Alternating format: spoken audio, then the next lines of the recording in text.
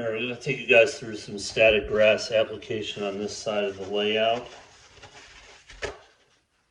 First thing I'm going to do though is put some paper towels down over the track here, just to try and limit the amount that gets into the track. Of course I am going to vacuum it out later, but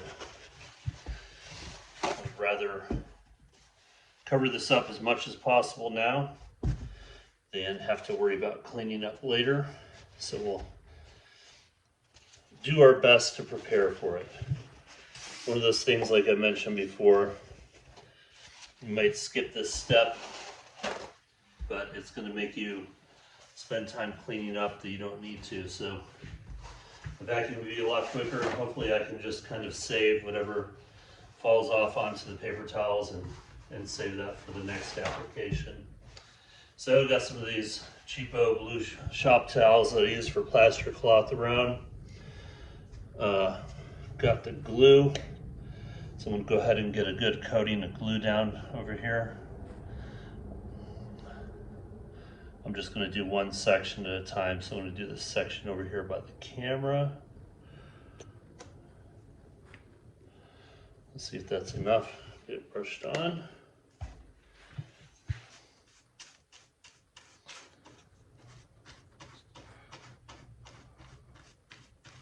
I think I'm going to need to add a little bit more. I'm just going to go ahead and do that now.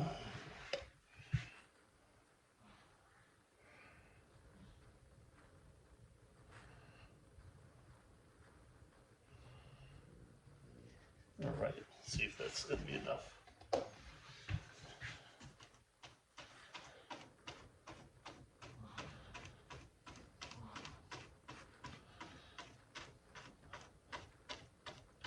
So I'm not too worried about having this stuck all the way to the edge here, because, and I know I keep saying we're going to have a backdrop there, but we are, and whatever's there will cover it up. But one thing I didn't want to have is any gaps in the paint. So that's why we have 3 coats of this Woodland Scenics paint on here. Make sure that everything's covered up.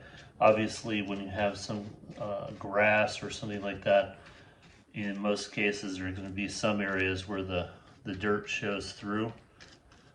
So it's okay to have some of that, but you also don't want to see the white from the plaster cloth or foam. So that's why we took the time to fully prep this area.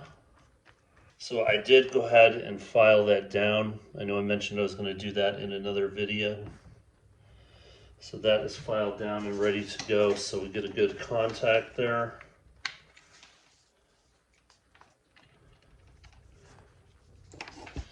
Got 3 kinds of static grass mixed in, and I'm just going to kind of move this around to be close to wherever I'm working. I'm going to start in the rear corner back there.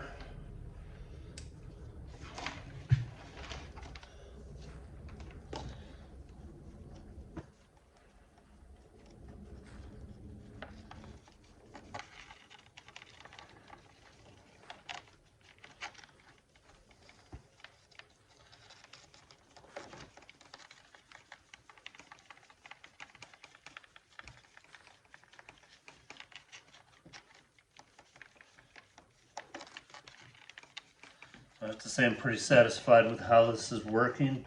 I think filing down the metal a little bit on this little clip really helped.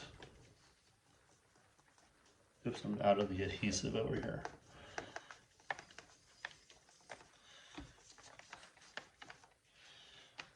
I don't know if you guys can see that from your angle on here, but it looks like it's working pretty well for us. So I'm not going to go heavy on the grass here, because this is going to be a spot where we're going to have a commercial building. So we do want to have a few bare spots in here. Don't want to have it completely filled in like a lawn.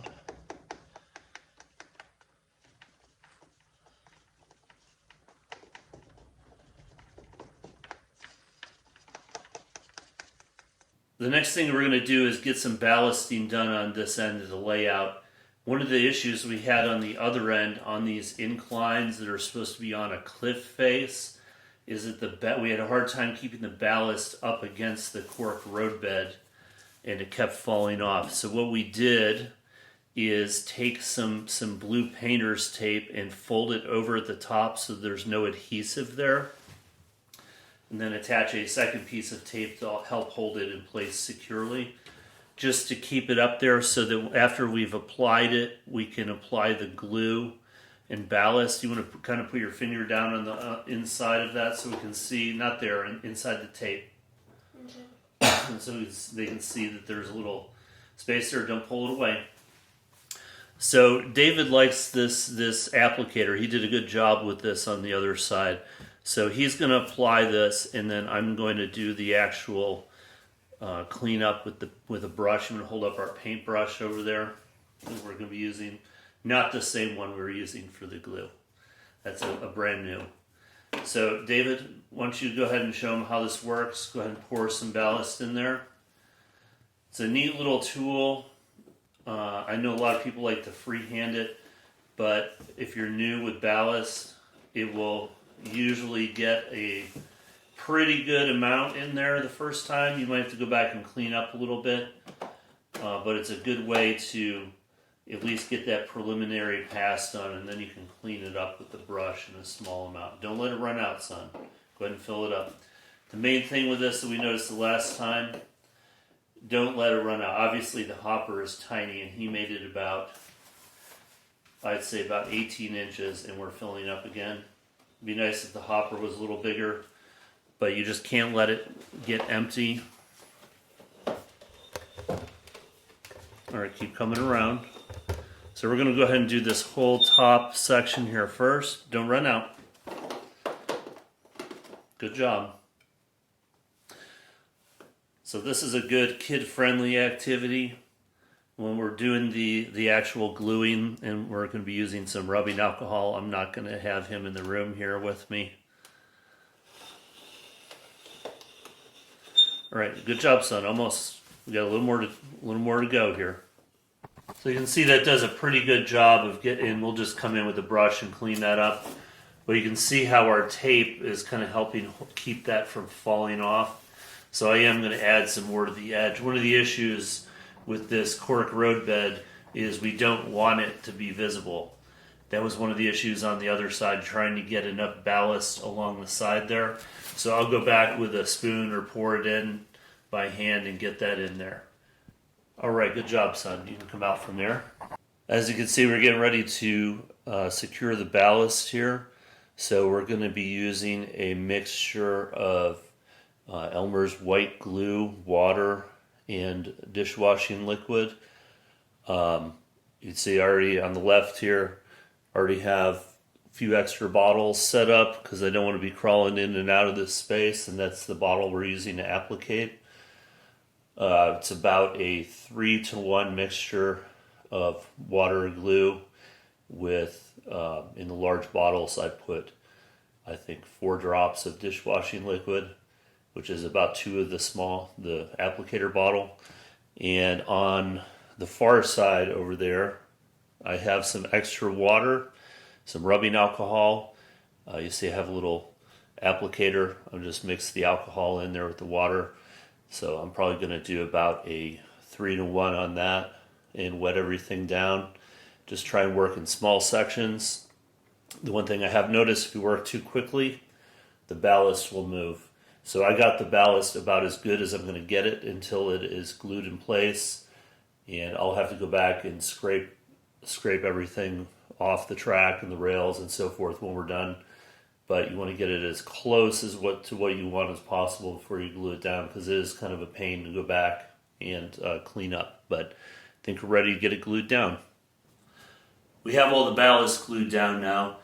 One tip I will give to beginners: if you've never done this before, take your time.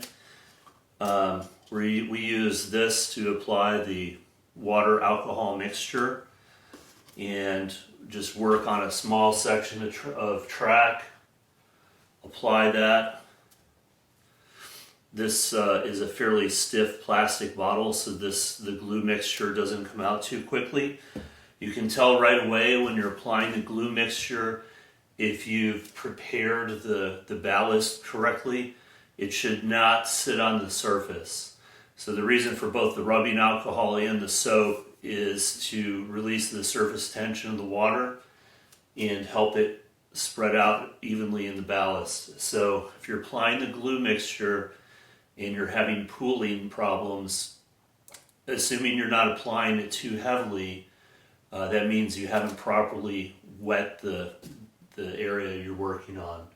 So one of the things I did today when I was trying to go through this is wet an area with water, go over it with a light amount of the glue mixture, move on to the next area, wet it, glue mixture, and come back and do a second application of the glue mixture on the first piece. So just kind of working in that kind of a rotation to make sure that everything got plenty of the glue solution. That gives it time to kind of spread out. Again, not going too heavy. You do have to be careful with both of these that you don't apply it too heavily because the ballast will float up and move around. You can count on having some cleanup work no matter what. And the other reason I like using these instead of spray bottle applications is because that dried glue on the rails is kind of a pain to clean off. So no matter what, you're going to end up doing a thorough track cleaning when you're done anyway. But I prefer not to have that glue on there, and anytime I get some directly on the top of the rails, I wipe it off immediately. So I'm going to give this about a day to start drying. And then I'm going to remove the tape and see if the tape did what I wanted it to do, which was to hold the ballast up until it was glued in place. At that point, I am going to take an X-Acto knife and kind of clean on top of the track ties and along the rails. Take a car, we'll test, make sure all the clearance is good, and then we'll go back and do any touch-up work we want. So anyway, that's it for today. And we'll see you guys in the next one.